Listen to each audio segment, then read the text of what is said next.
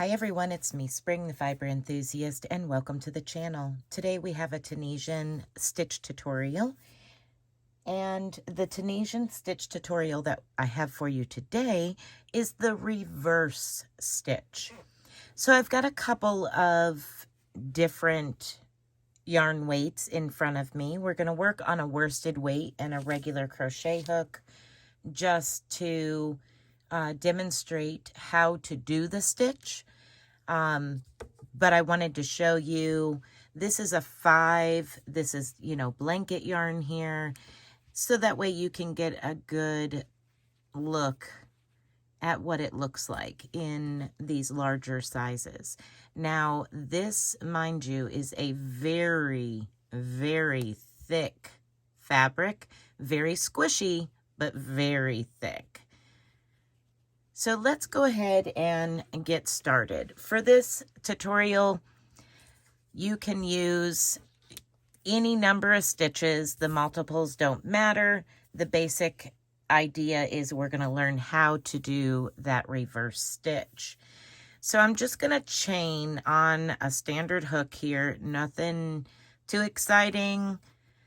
I'm just going to go ahead and chain 10.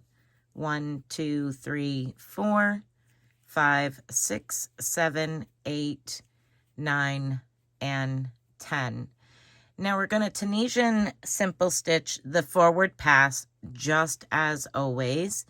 You're going to go to your next stitch and draw up a loop and continue to work down the side, and you'll know that you have done every stitch if you have 10 loops on your hook when you get to the end of this chain 10, or how many ever you have chained.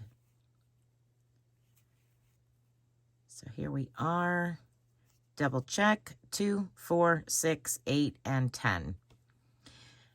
All right, so our reverse pass is exactly the same.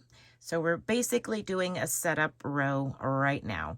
You're going to yarn over and chain 1, yarn over and go through 2, and continue doing the yarn over, go through 2 until you have 1 loop left on your hook.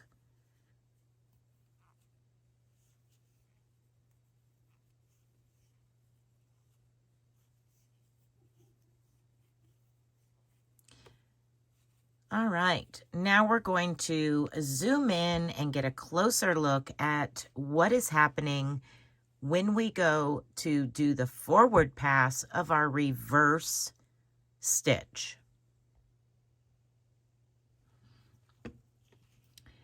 Okay, so reverse is exactly that. So here is our first stitch. It's already on our hook. And then we have our vertical bars on the front side. But did you know if you turn it over, there actually is the same thing on the opposite side? You still have your vertical bars. They're just a little less pronounced.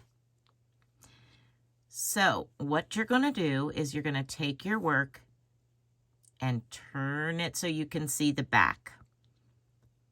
Moving your yarn behind your hook, not a yarn over, just behind your hook. You're going to insert your hook into your first vertical stitch. Now you can let go of your yarn and yarn over and pull up a stitch. Now we're going to go to our next vertical. You don't want that diagonal stitch, you want the vertical stitch. Right there. Yarn over and pull up a loop. Once again, you're going to go to the next vertical and pull up a loop. And we're going to continue to work our way down until we have a total of 10 stitches worked.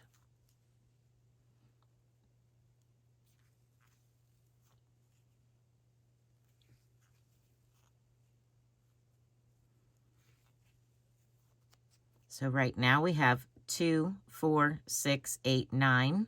We are down to our last stitch. The last stitch is done the same way as you normally would, except instead of coming from the front here and going under the two legs, we're going to go to the back and go under those two legs of that very end stitch.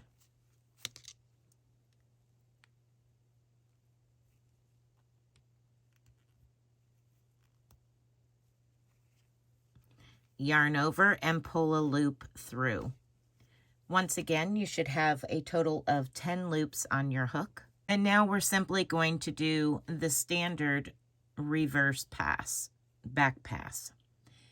So yarn over and chain 1, yarn over, go through 2, yarn over, go through 2, and continue with yarn over, go through 2 until you have 1 loop left on your hook. This is a 1 row repeat. Once you have done your reverse pass, you can now see those vertical stitches on the back side just a hair better. So we're going to go into that very first vertical bar and yarn over and pull up a loop. Go into the next vertical bar and pull up a loop. And if you turn your work back over, you can see that you're working into those same stitches. 1, 2, 3, 1, 2, 3. Go ahead and turn that work back so you can see the back side of it and work your way across until you have worked all 10 stitches.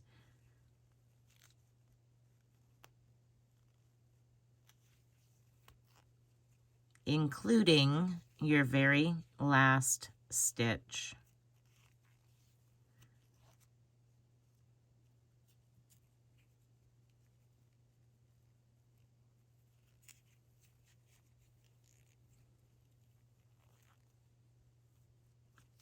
Once you have your 10 stitches on, you're going to yarn over and chain 1. Yarn over and go through 2 and continue until you have 1 stitch left on your hook. And that is all there is to doing a reverse Tunisian stitch or Tunisian reverse stitch. And as you can see, you got this nice thick, like almost pearl bumps on that side. And you have the same thing on the reverse. It is super, super thick, but very easy to work up. I hope that you have enjoyed this tutorial and have learned a new Tunisian stitch to add to your Tunisian stitch little packet of ideas for the future. And yeah, be blessed, be a blessing, and until next time, bye for now.